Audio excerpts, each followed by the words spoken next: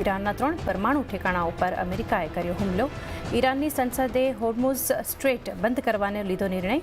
અમેરિકાએ ગંભીર પરિણામ ભોગવવા પડશે તેવી આપી ચેતવણી.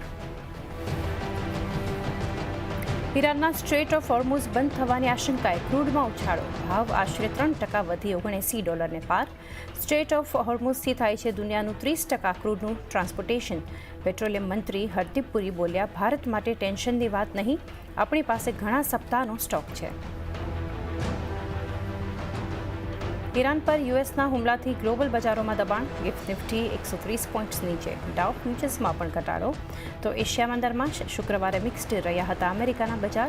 ત્યાં જ એફઆઈએસની કેશ અને વાયદા બંનેમાં ખરીદદારી. લોંગ શોર્ટ રેશિયોમાં પણ સુધાર. આજે આઈટી શેર્સ પર રહેશે ખાસ ફોકસ. FY25ના ત્રીજા ત્રિમાસિકમાં એક્સેન્ચરની આવકમાં 8%નો ઉછાળો. FY25 માટે કંપનીએ લોકલ કરન્સીમાં આવક ગ્રોથ અનુમાન વધારી 6 થી 7% કર્યું. ફ્રી કેશ ફ્લોનું ગાઇડન્સ પણ વધાર્યું. અને BELને જૂનમાં મળ્યા 585 કરોડના વધુના ઓર્ડર. કંપની મિસાઇલ માટે ફાયર કંટ્રોલ અને સાઇટિંગ સિસ્ટમનું કરશે સપ્લાય. ત્યાં જ ઇસરોના સ્મોલ સેટેલાઇટ લોન્ચ વ્હીકલ પ્રોડક્શનની બોલી જીતવામાં સફળ રહી HAL.